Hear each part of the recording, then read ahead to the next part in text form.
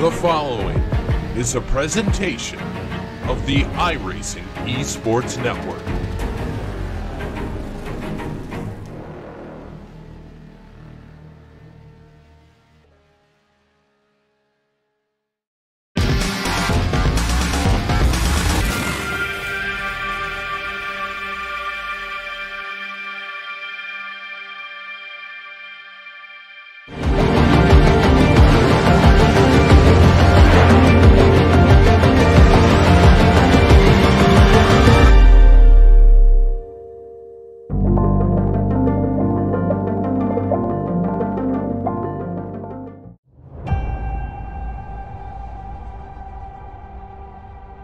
Growing up as a kid in Oklahoma, where I'm from, the Chili Bowl is the biggest race that we have.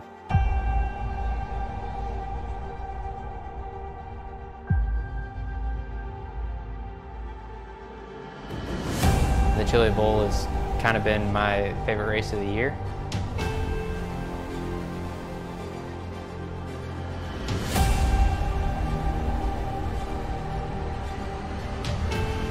Growing up a dirt racer in Oklahoma, that's kind of the holy grail.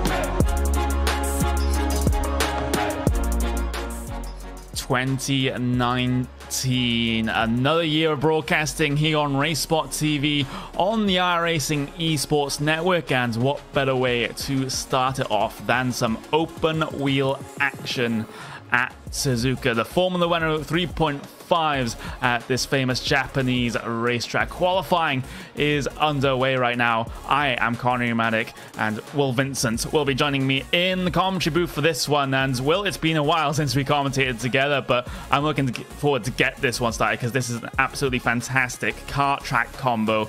Any open wheel cars around Suzuka are a joy to behold. Yeah, well, we were supposed to commentate together about a month ago, but that one never worked out, did it?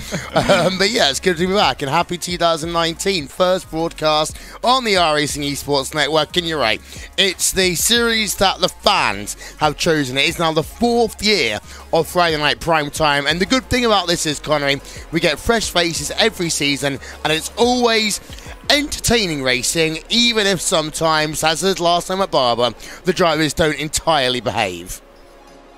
Yeah, we definitely do not want a repeat of last week. That was carnage up and down the field. Only 9 cars finishing on the lead lap in that one, but I think more drivers will be much more familiar with this racetrack than they were with the fairly obscure, unless you're into IndyCar track of Barber Motorsports Park. But as we see the first qualifying times go up onto the board for this evening's race, we've got Freddie Oogster getting himself provisional pole position right now, with Danny Garcia-Fillo grabbing himself second on the grid right now. But this can very much all change. We got half the field not saying qualifying lap time right now, and this field is pretty stacked, all things considered. A 5,000 SOF, and we've still got drivers like Victor Preto, Syandra, and drivers like Francisco Speroni and Sorando still not having set any lap time at all. So it'll be fascinating to see how this one turns out as those times fly up.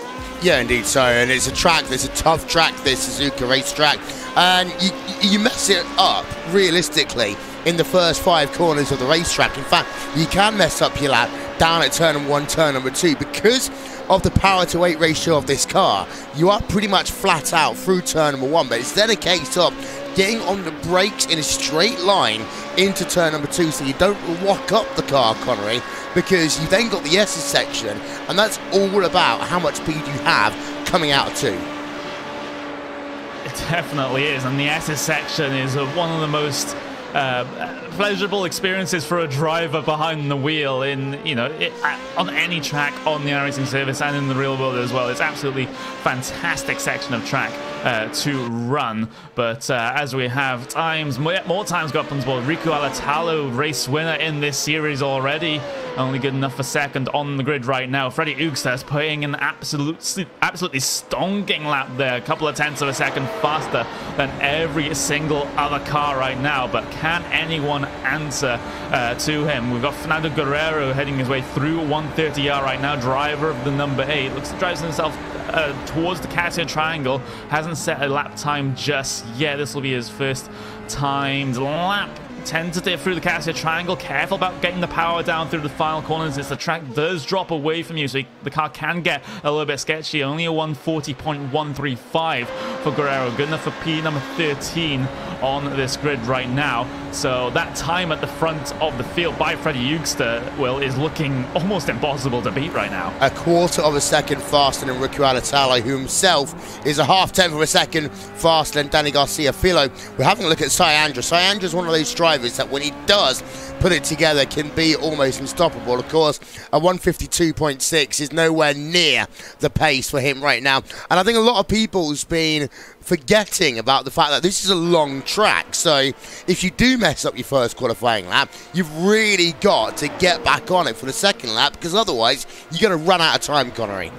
Speaking of time, drivers have about a minute left here as we're riding on board with Francesco Ferroni. He hasn't got a lap time on the board just yet. 35.6 first sector there, which is relatively decent, but don't think he's going to be on pace for getting pole position right now. We will remain on board with him as he heads through towards 200R and then up towards the spoon curve. Make sure you get the car slow down for here. Clip the first apex very, very nicely. Don't track out too much, otherwise that can compromise your entry on towards the second apex there, and then flat out all the way down the hill and all the way back up it again, even using a little bit of the DRS that these Formula Renault 3.5s are equipped with. Down towards 130R. Make sure you close it before this corner though, otherwise you'll have a catastrophic instant coming on the exit of the corner, and then hit the anchors as you go down into the Casio Triangle for the final time in qualifying for Francesco Ferroni.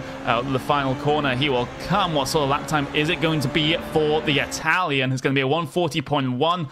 Definitely not good enough at all, as that will get him up in towards the sort of mid inside the top 10, top 20 sort of area. But this is how your grid looks for this evening's edition of RaceSpotTV Friday Primetime. Freddie Ugster pole position by a huge margin, 2.5 tenths of a second over the Finnish superstar of Riku Alatalo, with Danny Garcia Fiel and Martin van Loosenord comprising row 2.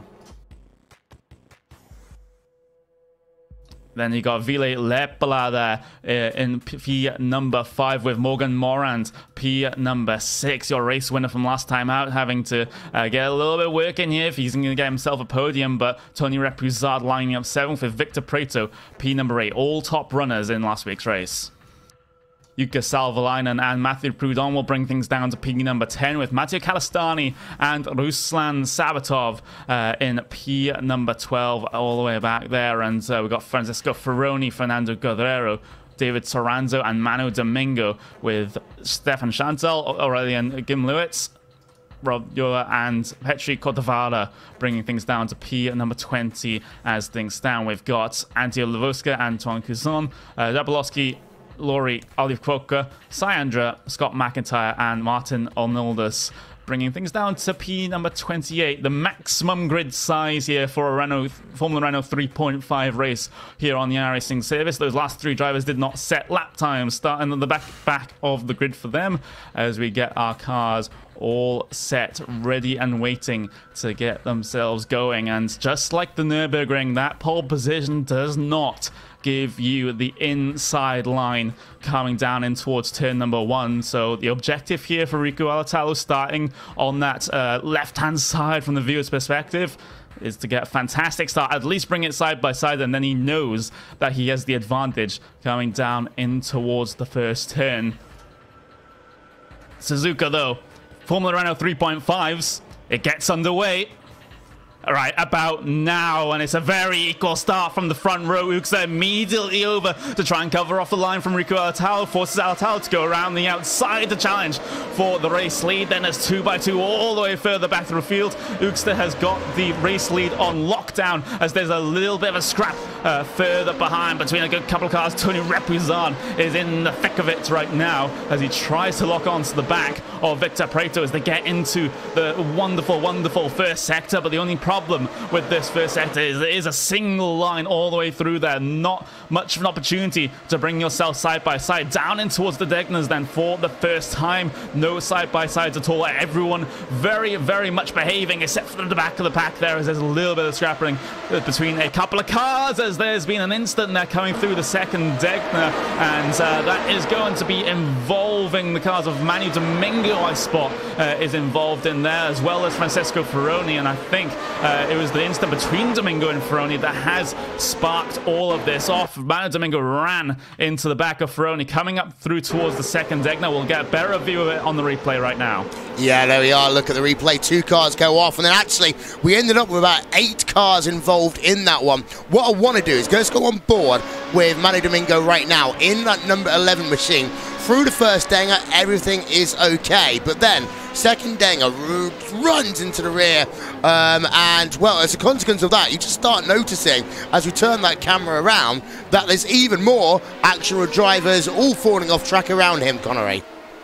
Yeah, huge amount of trouble right at the back of the field. Cars missing front wings left, right, and center. But have a look at the race lead. Here comes Riku Alatalo trying to challenge Uksa down in towards turn number 1. That may have just been DRS assisted there from Riku Alatalo. They do have a limited amount of DRS activations to use throughout the course of the race. This isn't how the F1 DRS works. You can use it at any point in the track and at any time in the race, but you can only activate it 8 times, so you do have to be thinking about where and when to use it, because if you use so many so early, you won't have anything left at the tail end of the race to try and defend or gain position in the dying moments. Yeah, and it's a little bit like IndyCar in the formerly Verizon IndyCar series, as they are currently without a title sponsor. You have a maximum amount of time that you can go, as we like to call it in American racing, on the button, Connery. And a lot of drivers will try and get that done early, especially if they had a poor qualifying position. However, drivers out front, people like Freddie, for example, and Ruku, and even Martin, they need to really be careful, because actually the last couple of laps of this event, that could be crazy in terms of the use of the DRS. Yeah, exactly. There are a lot of points on this track where you can use the DRS work, and this is one of them on the run up towards 130R. As you see the drivers stream by on your cameras right now, but it's just a case of making sure you get it deactivated by the time the left-hand turn comes up.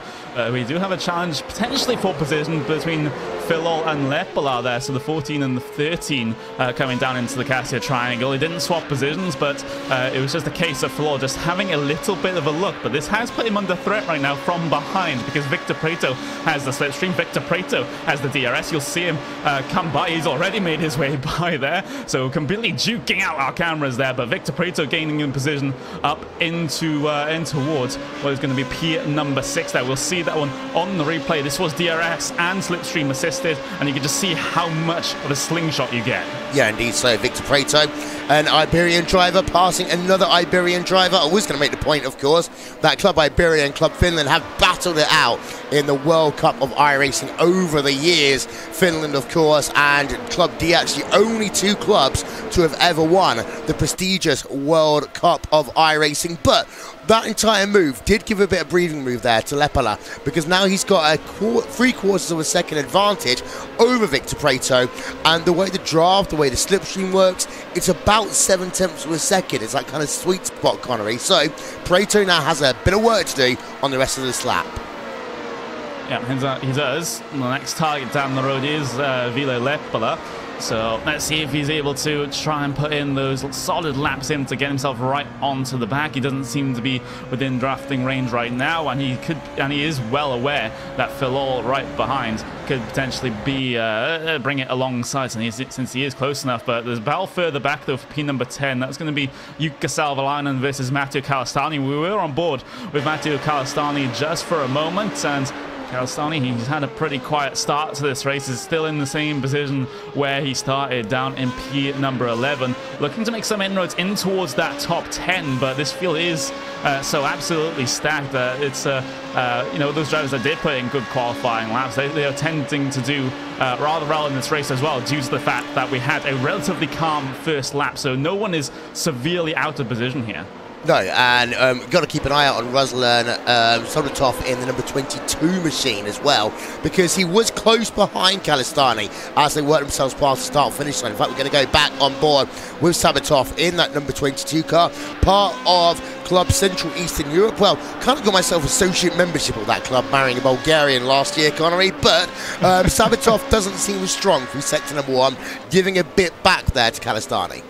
Yeah, exactly. It's Calistani looking to have the upper hand coming through that particular section, as both of the teammates will maybe look to duke out the last couple laps. We do have a car off there. That's Martin Arnoldus, number 28. What exactly has happened to him? He was at the back of the field anyway, but coming through the first sector, let's have a look what happened up towards... Oh, it's a little bit sketchy over the apex there, on that left-hand apex, and the car just completely let go, wasn't having any of it, and it requires a trip through the gravel trap to get that car back onto the racing surface, and that's not a good day made worse there for Arnoldus as he goes for a spin. No, it's not. And of course, one thing I do like about that incident is the fact that gravel traps at Suzuka, gravel traps do work. They slow a car down. You don't need tarmac and abrasive tarmac all over the place like Circuit of the Americas or Circuit Paul Ricard. Petri Cotavara right now under a lot of pressure from Stefan Chantal. That is for 16th place on track. And well, Cotavara is a name that we're likely going to see in the month of January, because with January becomes the Raw before the 24, and then the first ever day-night 24 hours, as we see a pass there, and that is Chantal versus Gliniks there, and that is for P number 18. Chantal versus Lavoska. Lavoska having tried to defend up in towards the first sector, is doing so successfully at the moment, but he's just hanging on. Does seem like the advantage right now is with the number 19, which we're on board with right now. And well, it was the DRS attempted pass coming down the pit straight, but was ultimately unsuccessful there for Chantal. As we look back towards the front of your field, then Rico Alatalo seemingly does not have the pace at this early stage in the race to keep up with Freddie Oogster. Oogster's broken the draft here, 1.3 seconds ahead of Rico Alatalo. That is absolutely fantastic. These guys had a close run thing at the Nürburgring where Alatalo was chipping away at the gap at the late stage in the race, but unfortunately for him, wasn't able to capitalize. Maybe you will see the same situation here, or we might see the situation where Freddie Oogster is just off and into the sunset. Yeah, and it's also good to see Alatalo back in the thick of things in the Formula Renault 3.5 Championships, and I think this is a car that a lot of people's been looking forward to joining the iRacing service. Of course, you had the Formula Renault 2.0 join us in 2017. Now we've got ourselves 2 new open wheel cars. Of course, this, the Formula Renault 3.5 and the Dallara Formula 3. And what I do see is more drivers now actually running in open wheel cars, as Sabitov looking down to the inside of Jukka Savolainen and decides to back out of it. Yeah, did have the slightest of gaps on the inside to sling himself down through, but not feeling confident, and that is a pretty low percentage move down the inside there when you do have room, but not a lot of room, shall we say, into that particular section. But through the S's, they will go up the hill. Absolute joy to drive, as I've already mentioned on a couple of occasions. I just have to sing this track's praises every opportunity I get. It's one of my favorite tracks on the service. But as we look further forward, then we're riding on board with Morgan Morand, your winner last time out. The Frenchman's trying to chase down Martin van Loosenhoorn and Rico Alatalo directly in front of him, but well, he's sort of here and there in terms of lap times. A 140.8 that last time by was slower than both of the cars ahead, but remember that Morgan Morand does have what some semblance of the double toe here. He has any DRSs that he has saved up through the race so far as well, so this definitely isn't the end of the world for Morgan Morand, but a driver that is struggling right now is Rico Alatalo, because he's going to get past here down in towards the Casio Triangle. Here comes Martin van Loosenhoorn around the outside, initially inside line for the second apex. They make contact on the second apex, and Alatalo spat out towards the outside of the track. He'll have to fight with Morgan Morand now coming down the pit straight, and he doesn't have any speed at all. He'll duck himself back up in the slipstream though, so this isn't over for the Finnish driver, because Morand has to go defensive. Alatalo has to look around the outside, but is unsuccessful at trying the move, and also maybe a factor of suspension damage for Alatalo here. Yeah, let's get ourselves a look at the replay. This is side by side into the triangle. There's the contact. I mean, I think he might just get away without any major suspension damage, but then you had a long run all the way down the front straightaway and in towards turn number 1 and 2. And here's a trivia question for you, Connery. Why is it that the outside line is pole position here at Suzuka? Oh, you've really put me on the spot. Oh, no. Go on, explain. It was a part of the Ayrton Senna versus Alain Prost wars back in the late 80s, early 90s. And the president of the FIA wanted to give Alain Prost a little bit of an advantage, shall we say. So after Prost qualified in second for the race, they accidentally switched him around before the start of the event in the 1989 Japanese Grand Prix, which is the reason why in the 1990 Japanese Grand Prix, was it the 90 Grand Prix? Ayrton Senna pretty much promised in the 90 Grand Prix that if Prost got in towards turn number 1 before him, he wouldn't make it through the corner. Prost was ahead into turn number 1, and Senna kept his promise. Yeah, I think we know exactly how that story ended in that one. It's one of the most famous moments in motorsport. Not in accordance to the iRacing Sporting Code, of course. Of course. We do not condone any Senna-like action down into turn number 1 at Suzuka, but there we go. But we do have a pass out there on circuit. Rico Alatalo looking to fight back here over Morgan Morand as he'll search for the grip on the outside, coming through the first couple of turns, but is still unsuccessful at trying to get himself by, and this is just all stemmed from those bad couple of laps ago from Rico Alatalo bringing himself back into the clutches of Martin van Loosenhoorn, and then of course that contact with Loosenhoorn coming through the Casio Triangle, and it caused Rico Alatalo to lose one more position than perhaps he might have, as he gets a little bit sketchy over the entry to the second deck. There you can take liberties a little bit on the entry to that corner, but you do have to be careful with the curb. But Alatalo right now sort of in a semi-recovery drive mode, you have to argue. Yeah, I'd say exactly the same thing. So we'll go back on board him again, actually, in that number 2 car. He is in a recovery drive, and his lap time last time by 140.7. Of course, he did lose a couple of attempts for a second because of the fact that he was slower to the line because of the contact down at the triangle, but it'll be very interesting to see what his lap time is going to be this time around. Worth noting that Martin van Loosenhoorn is actually now 2.5 seconds behind your race leader, and it's going to be one of those again where we barely actually talk about the race leader, Freddie Euster, I think, until the last couple of laps of this event, Connery, because he's just driving away, he's just holding the pace, just doing his own thing. And let's have a look back to Rico Alatalo, because I don't think he's anywhere near close enough to make a pass. No.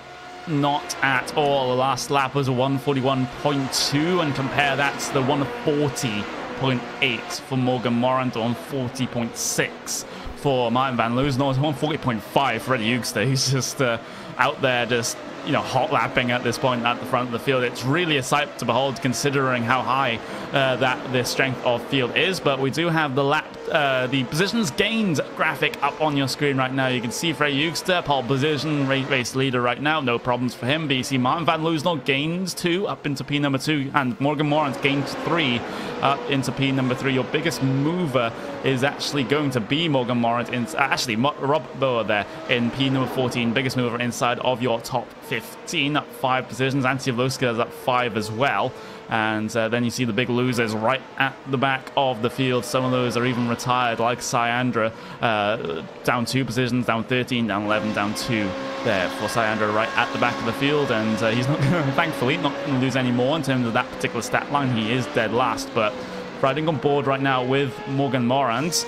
And it definitely seems that Morgan Morant has some sort of pace here in this one, but it simply can't match Martin van Loosenhoorn right now. Martin van Loosenhoorn has bested him on what is going to be all 3 of the previous logged laps. So Loosenhoorn trying to edge out that gap right now. I think he knows that Hoekster is just way too quick at the front of the field. He's just managing the gap back to Morant instead.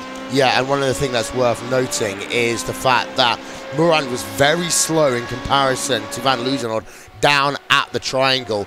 And these cars, of course, in terms of their setups, nowhere near as many setup changes as possible compared to, let's say, the McLaren that's available. Actually, we're just going to stop that because here comes Fernando Guerrero. He's going to make a move on who's going to make the move on there? He's actually the number 22, yeah, Sabatov in towards turn number 1 and turn number 2.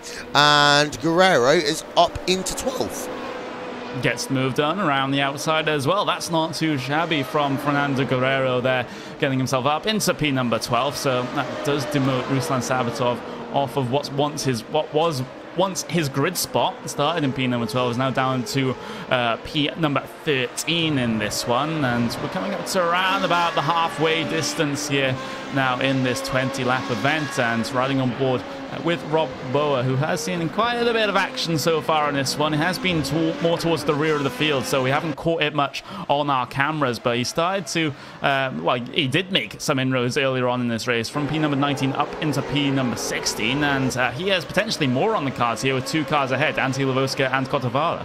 Yep, and they are 2 Finnish drivers ahead then of this club Benelux driver of Rob Boer. One thing that has been asked on social media, where's all the paint schemes gone? Well, 2019, new year, bit of a clean up and some new rules to the iRacing Esports Network as Rob Boer goes completely off track there. Almost hits a tyre barrier on the exit spoon curve, loses the position to Stefan Chantal. But yes, from now on, if you are on iRacing Esports Network broadcast, you need to be following the iRacing official paint policy. And yes, Connery, there is an official paint policy. I might even read it one day on YouTube.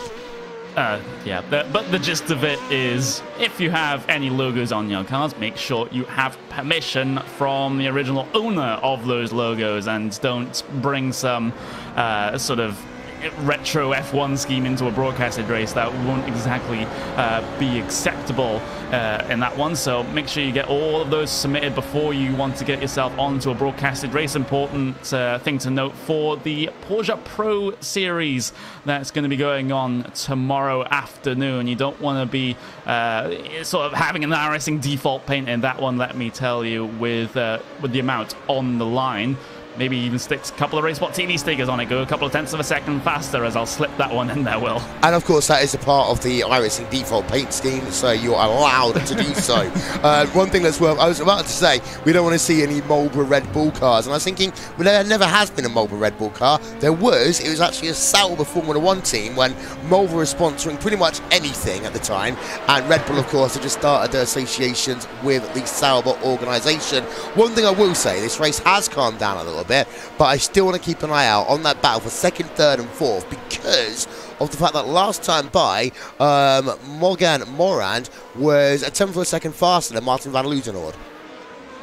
Yep, he was. So starting to open things up in terms of the potential pace. behind that Frenchman's car, well, in that Frenchman's car right now, as he'll bring the gap down to around about 7/10 of a second across the line. Loosenord edging that out, but by the time turn 1 arrives, so maybe a little bit of lower wing setting on that car, helping him with the drag coming down the straight. Running on board with Uka Salvalainen here for Glacier Racing. He's also in a battle of his own as well. He's trying to chase down Matteo Calistani to get himself inside of that top 10. There's a car off there towards the, well, driver's right-hand side of the track. That's Tony Repousade who tries to reverse. Oh, please rejoin safely, Tony. Please, please, please, please. You don't want to get protested after this race is done. He does manage to get himself back and going, but let's see what happened down in towards turn number 1. Turn entry is fine. Second apex. The car is struggling to grip up, but is otherwise okay. And then, oh, that curb does bite. Yeah, Tony Repousade there, number 3 car. And he, well, just lost it, as you say, on the exit of turn number 2. We're thinking about the Glacier Racing car. Glacier Racing just celebrated their 7-year anniversary. That team started in about November, December-ish 2011. Of course, Glacier TV then started as a consequence of that around about 7 years ago. Yeah, so very Factoids. Very much happy, happy anniversary at 2 of them. We're all right on board with one of their cars right now, as it is Jukka Salvalainen, and he has made good progress here, looking to lock onto the back of the Italian of Matteo Calistani, coming up towards the Castro Triangle as they'll close up even more, coming down in towards the braking zone. But Salvalainen needs a good exit offer here, which he won't quite manage to get, or at least as good of won't get as good of an exit as Calistani in that situation, and that battle will, you know, not be a thing down in towards turn number 1, but a battle that might be a thing is the one that we're on board with right now. That's going to be Antti Levoska.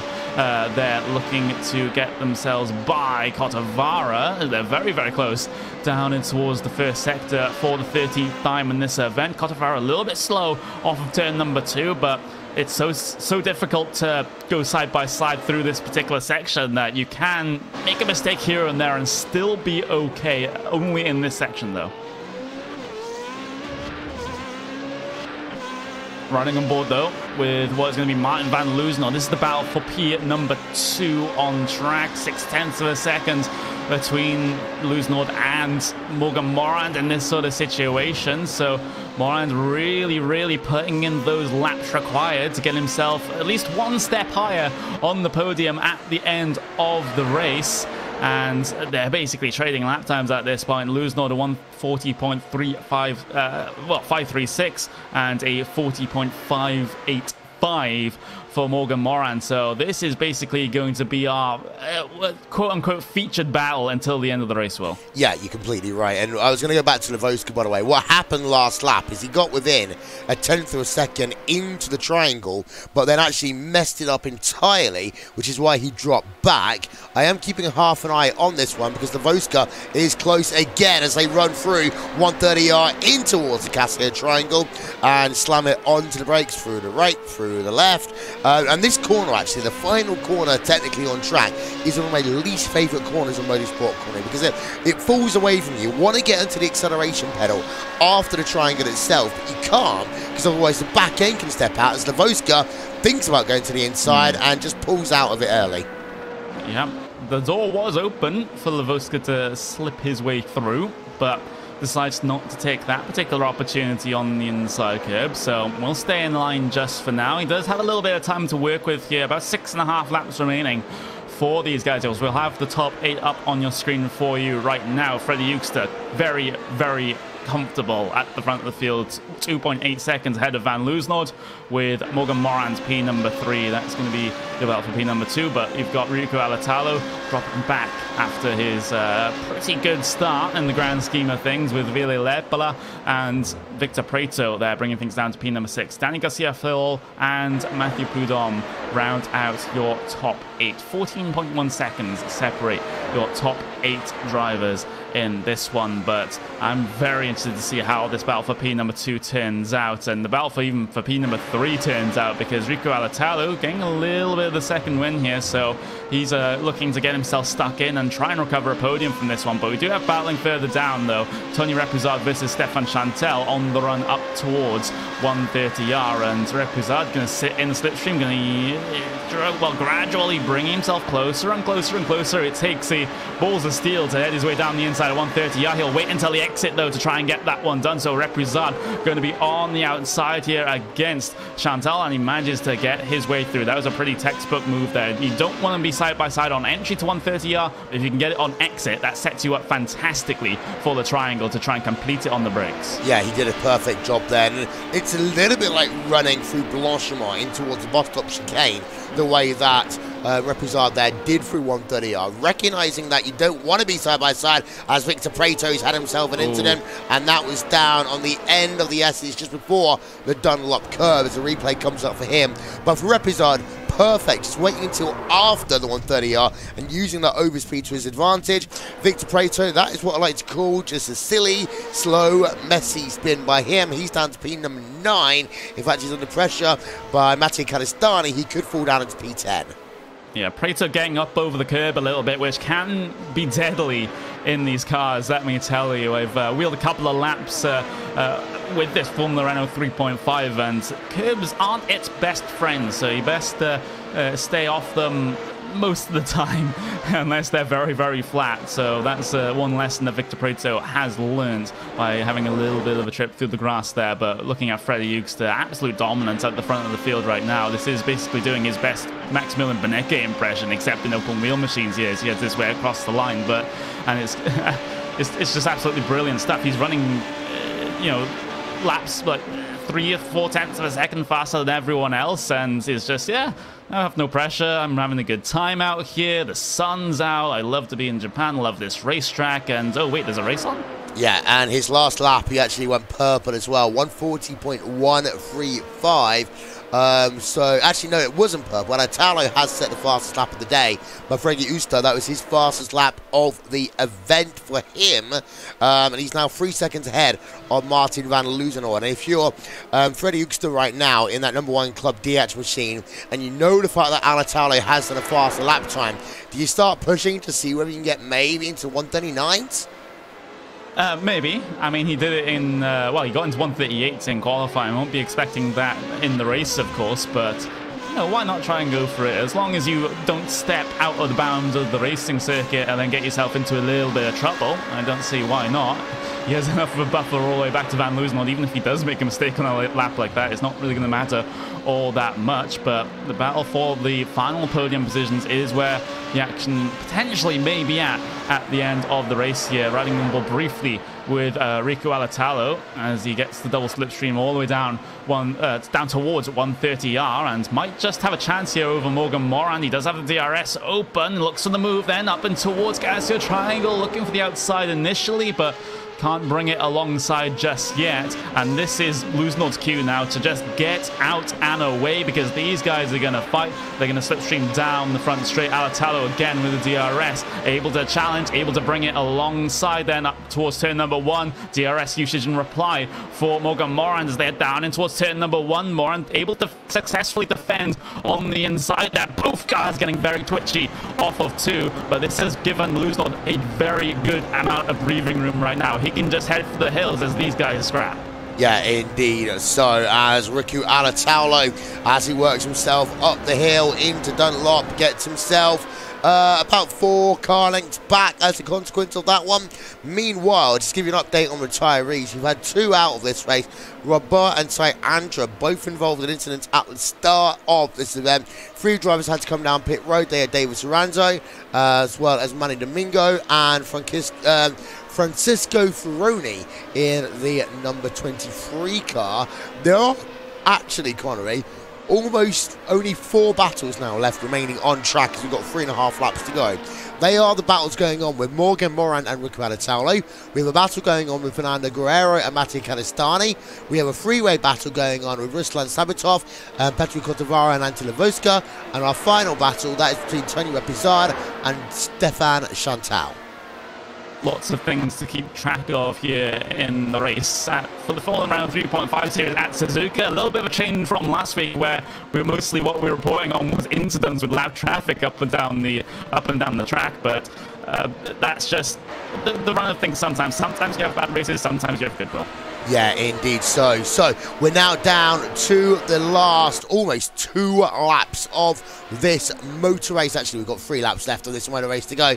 One day I will learn what it is that I am talking about. But that is your race leader. That is the driver of Freddie Ooster, who has led every single lap of this event today. As the gap between himself and Martin van Loozenhoorn, that one is up to 4 seconds. Last time by 140.179 for Freddie Ooster, as he works himself now down towards Denga number 1 and then Denga number 2 towards the little run underneath the track. He comes in towards the hairpin. Gaps actually come down by almost half a second over the course of the first half of a lap in this event. But let's go back and pay our attention to Riku Alatalo. He still remains in that 4th position. He is still 0.6 of a second back from Morgan Morand as they work towards Spoon Curve now, Connery. And for Alatalo, this is when you hope that you saved enough DRS to help you at the end of the event. Very much so. This is going to be the flashpoint if anything is going to happen in these last couple of laps here. How many DRS activations does Alatalo have to work with? How many activations does Morand have to work with to try and defend this move? Here comes Alatalo then, run through 130 yard, run up towards the Cassia triangle. He'll try again, looking for the outside, but the thing is Morand's blocked up. Switchback move for Alatalo, looking for the exit of the corner. Bit of contact between those 2 cars as they'll continue to fight through the final corner. Alatalo then getting himself the slipstream and getting himself the overspeed coming down the pit straight. Morand doesn't really have anything to try to defend this one, but Alatalo gets himself up onto that final step, but Morand will fight back, looking for the inside line through the first sector. Gets a bit of a twitch as well, and that's going to seal his fate. That's Alatalo up on towards the final step. Yeah, indeed. So we have had an incident with the driver of Ollie Quokka, who we're just trying to see if we can bring that one back to you. But Ollie Quokka in the number 26 machine has had himself an incident, and he's put himself out of the event. Couldn't get that on to you, unfortunately, but you're right, Morgan Morand with a lap and a half to go. Now it's going to be the question, has he got anything left in reserve in terms of DRS? But I'll say already, Riku Alatalo is up to an 0.8 of a second advantage over the course of the first sector and a half.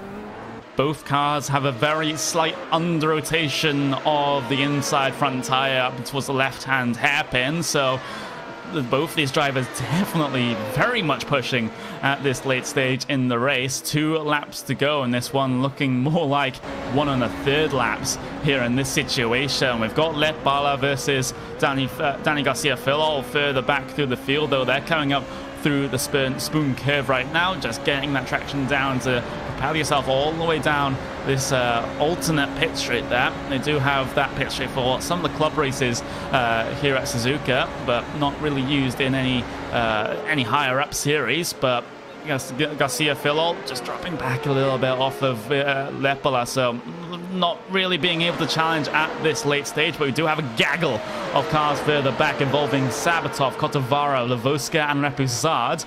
Those are the 3 cars in line that you can see on your screen right now. We have the final lap, we have the white flag out. Here comes Kotavara then looking for the move over Sabatov in towards Cassia Triangle, neck and neck at the first apex, but Kotavara has made the move around the outside, and Sabatov a little bit stalled on the exit there, not able to get the power down because of the car directly ahead, but he'll reply with DRS of his own coming down the pit straight. So side by side once again down the pit straight, this time at Sabatov on the outside, Kotavara on the inside trying to defend, and Kotavara for Black Star Racing able to try and defend the position he gained in towards turn number 1, but it has stacked up everyone behind now. So now drivers, if they're looking to gain positions in the final lap here, that is much more possible than it was just a couple of moments ago.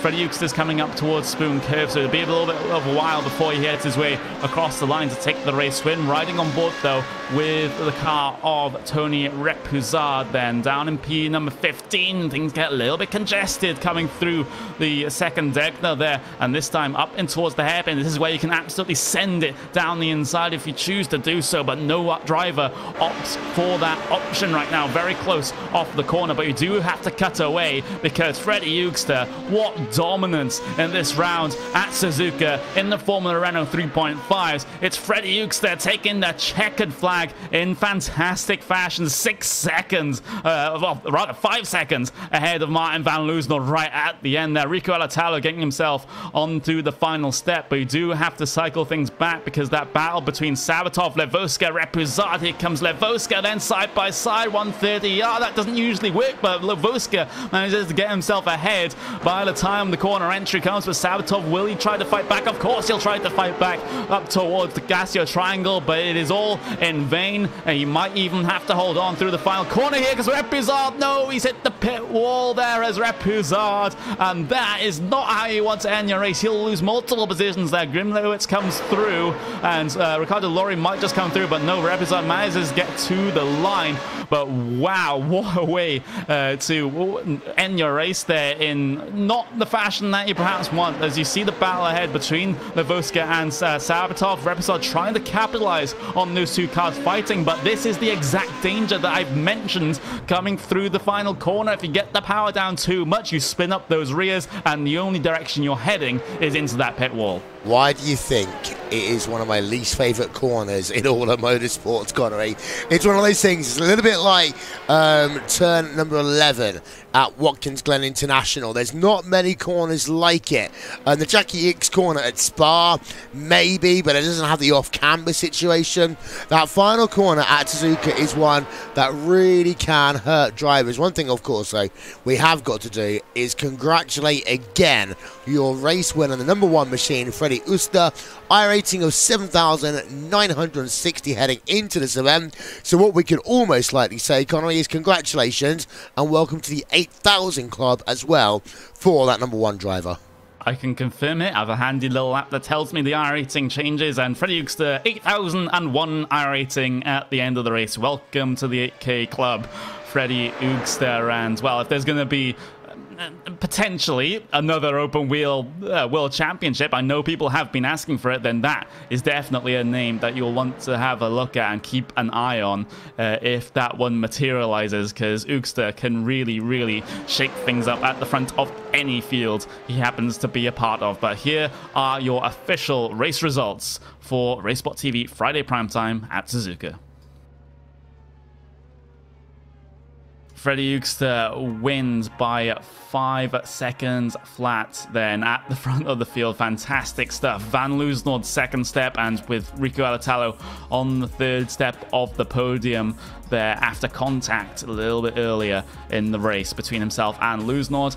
Morgan Morand was involved in that top 3 fight, podium position fight, excuse me, all day long, but narrowly misses out, getting himself P number 4 after starting 6th, with Ville Lepala finishing exactly where he started in P number 5. Danny Garcia-Filol, P number 6, with Matthew Prudhomme, P number 7. Salvalainen finishes 8th, with Preto 9th, and Fernando Guerrero rounding out your top 10, up 4 positions on his qualifying. We've got Matthew Calistani, though, further back, and we've got Kotovara, Levoska, and Sabatov. That was the little gaggle at the end there that were battling it out. But we've got Stefan Chantal, Aurelian Grimlowitz, Tony Repuzard with major issues right at the end, drops him all the way back to P number 17 with Ricardo Lori, P number 18, Antoine Couson, P number 19 with Ferroni rounding out your top 20. And then you cycle things even further back. You've got Scott McIntyre, Manu Domingo, Joshua Jabolinsky, and Martin Arnoldus, with your retirees David Saranzo, Ollie Kvoka, Rob Boa, and Cy Andra.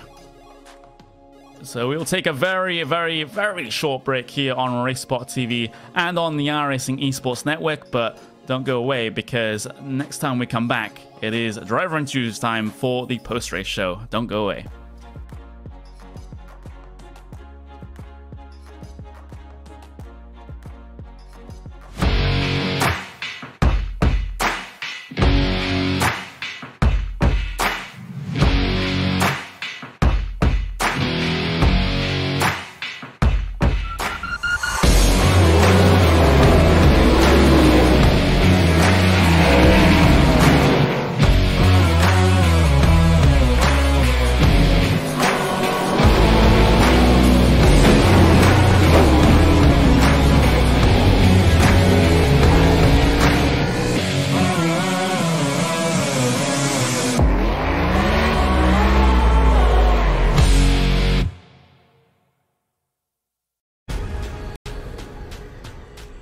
the most realistic online racing sim ever made.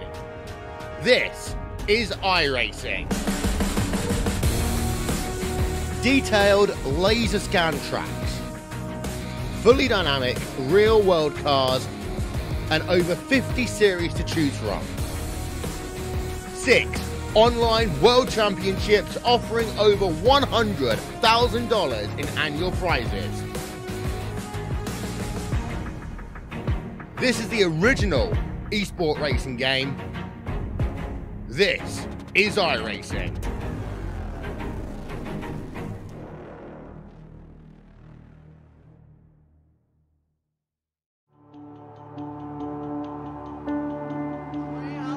Is $10,500 richer. Two-time NASCAR is your 2013 NASCAR iRacing. It's going to be Opie winning the race, and it's going to be Conti taking away his first NASCAR 2017 NASCAR Beginner Free Series Championship to Ryan Luza. Fella is a 4-time champion of the NASCAR Beginner Free's iRacing Series.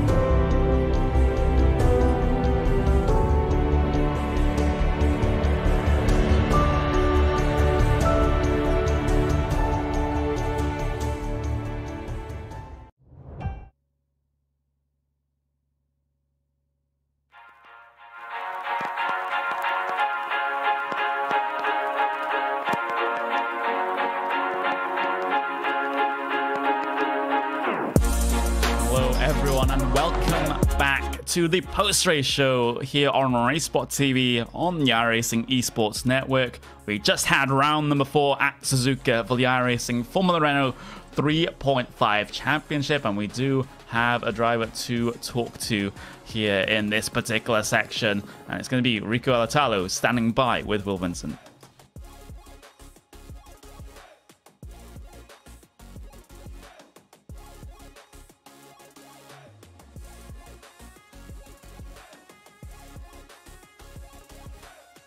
Riku Alatalo, Riku. What happened there? Because you do come home in 3rd place.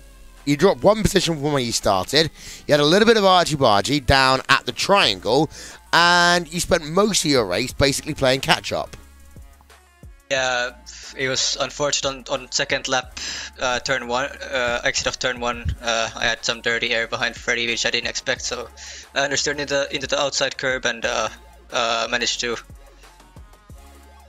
almost spin, and that kind of rustled my jimmies, and I was doing lots of mistakes after that, and then we had the incident with Martin, which was unfortunate. Looking at the replay, it was just racing incident. Both gave very little room and just happened to be contact. But yeah, after that I had to race with P4. Luckily, who was the P3 guy? I forgot already. Anyway, he ran out of DRS at the end, and I still had like 4 or 5 left, so luckily I could cruise past him with DRS, and unfortunately I didn't have time to catch Martin anymore. How hard is it to navigate one of these Formula Renault 3.5s around a proper driver's track like Suzuka? I mean, it is very tough because you need a lot of throttle control. It's pretty similar to the Williams back in the day, except a bit more slower. But yeah, the first sector is just epic. Left, right, and feels fast. Feels fast. Of course, Formula Renault 3.5. We are now a third of the way through the season with this race being scored complete. Next time out, we're going to one of my favourite racetracks in the world, Circuit Park Zandvoort.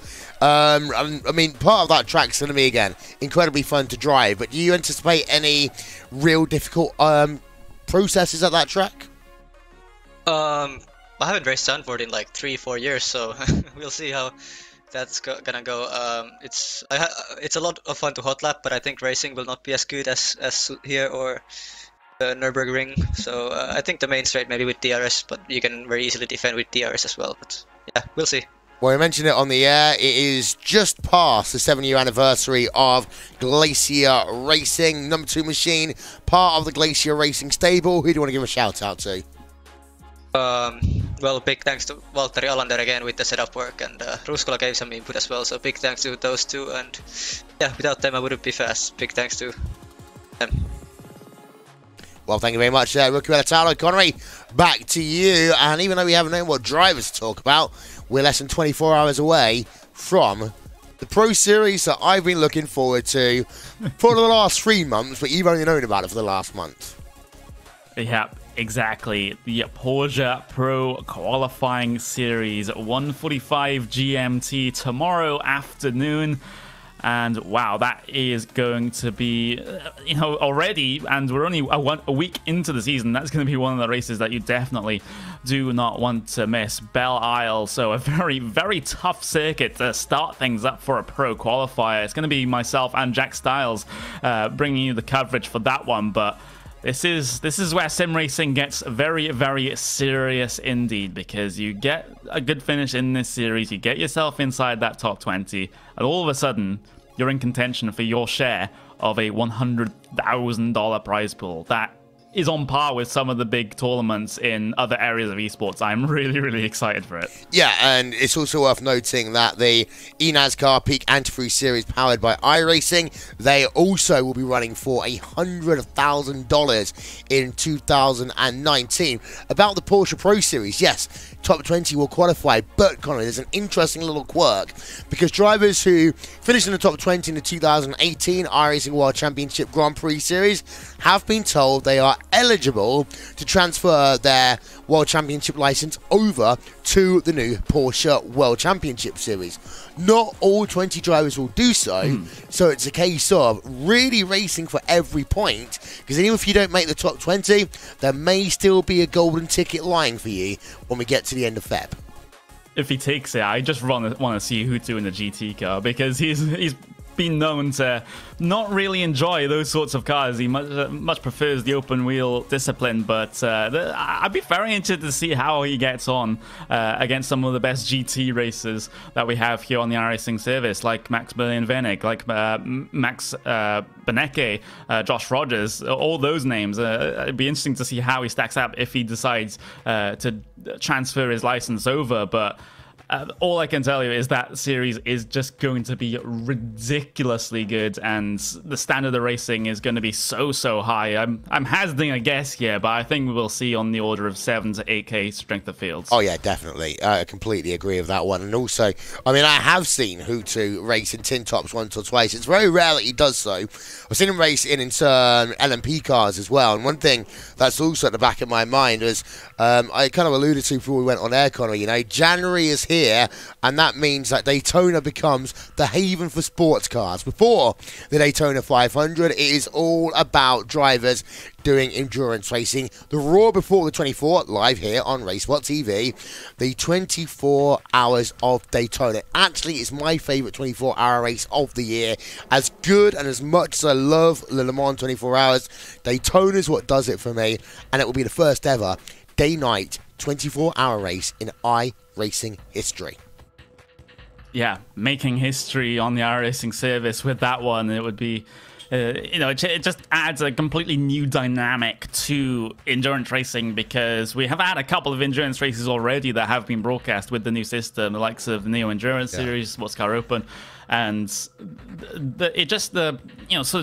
it changes the whole atmosphere of the race, especially for the spectator, because you can see the lighting change as the clouds move, and you've got the sun going down as well, everything becoming a lot more picturesque here during the race, and it just adds more of a authentic feel to the racing that's going on, instead of just having a static environment. Yeah, and I'll tell you what, we at the Porsche Sim Racing Summit, the final race was a 1-hour race running into the sunset, and even then you could see the change to the cars over a 1-hour race as the track started to cool, the grip levels started to change, and it did affect drivers in that event. This is really when we see the team aspect of racing, Connie, because yeah, in a static environment, you kind of know how a car is going to be when you get in at hour number 13, hour number 14, but this now, with damage, with increased tyre wear and all these other different things, communication between team drivers is going to be key.